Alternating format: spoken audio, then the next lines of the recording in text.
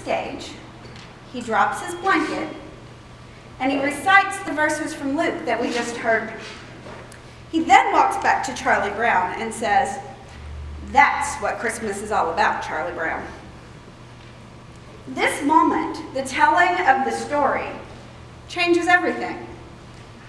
It changes Charlie Brown, who rejects Christmas commercialism and finds happiness for the first time in the whole special. The story changes the kids. They stop their party and recognize that all that little pitiful tree needed was some love.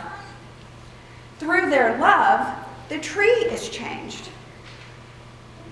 It goes from being that sad, leaning tree with the one ornament into a beautiful decorated tree with Linus's blanket as the skirt.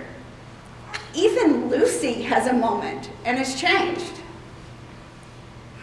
It's very telling that the story Charles Schulz decided to use was not the kingly story of Matthew with its big star and its fancy wise men, nor did he use the other parts of the Luke story, talking about Mary and Joseph and the journey to Bethlehem.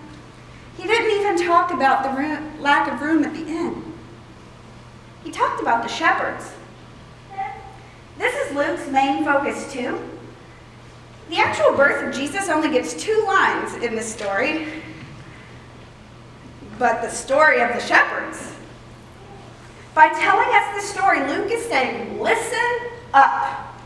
Something here may seem simple and lowly, but there is so much more to the story than that.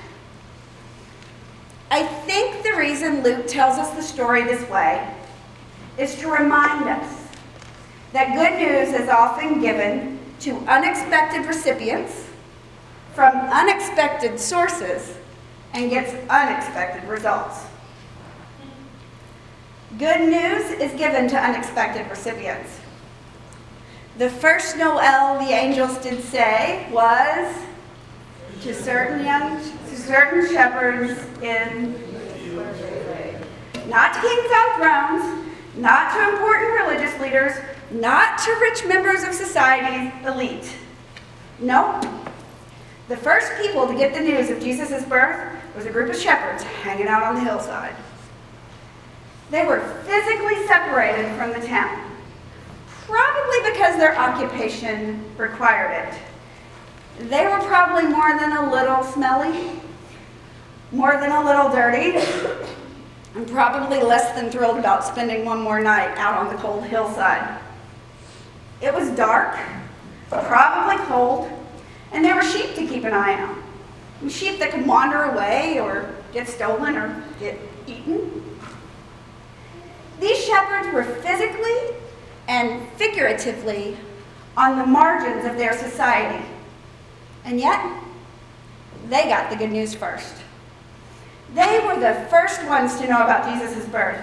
These dirty, tired shepherds on the hillside were the first to know about the Messiah. They were the unexpected recipients of the best news ever. Good news often comes from unexpected sources. Now, what's more unexpected than a voice from the sky? Here are these shepherds hanging out on their hillside, and all of a sudden the sky lit up as bright as day.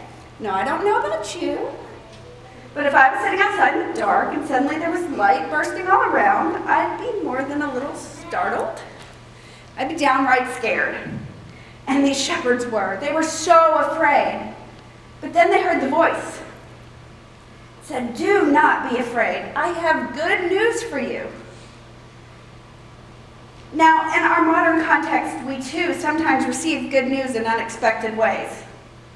I think about those stories that pop up on my Facebook feed, those moments of joy shared with technology, or the rare instance of a good news story on evening news. But of course, this was the biggest news ever shared. As the angel says, "I have big news. Tonight, a baby has been born in Bethlehem, and this kid is going to change everything. Hurry, hurry to Bethlehem, and you'll find him laying in a manger." Suddenly, there wasn't just one angelic voice, but rather the sky was filled with a whole host of angels. And the shepherds realized the magnitude of what they had been told. But good news sometimes gets an unexpected response. How did these shepherds respond to the news? Yes, first with fear and awe, of course. But then they got up and went. They just left. Now, we aren't given the logistics, and my friend Kate says even as a child she always wondered what they did with their sheep. Yeah. I don't know. Maybe they brought them along. Maybe the barn baby Jesus was in was their barn anyway, and they just took their sheep home. Maybe they left the sheep out there to fend for themselves. We don't know about the sheep. But could we do this? Could we just leave our responsibilities and take such a risk? Heck, most of us can't even go 30 minutes without checking our phones or our work emails. I can't. They did. Those shepherds got themselves to Bethlehem. And there, in that barn in Bethlehem, the shepherds confirmed the good news to Mary and Joseph. Unexpected news from an unexpected source. And then they went back out into Bethlehem, back towards the hillside, and they told the story again and again. They glorified and praised God. They shared the good news. All of creation would eventually celebrate this birth, but the shepherds, these dirty, smelly, marginalized people on the hillside, were the first to know and the first to share. They told the story of this refugee family, the baby born in the barn, the news from the angels. They didn't just hear the good news. They responded, they shared. The good news comes to all people, for all people. It comes for the marginalized, the dirty, the smelly, those on the outskirts and from the outside. And then good news comes from the marginalized, the refugees, the outcasts. The shepherds remind us that good news is given to unexpected recipients from unexpected sources and gets an unexpected response.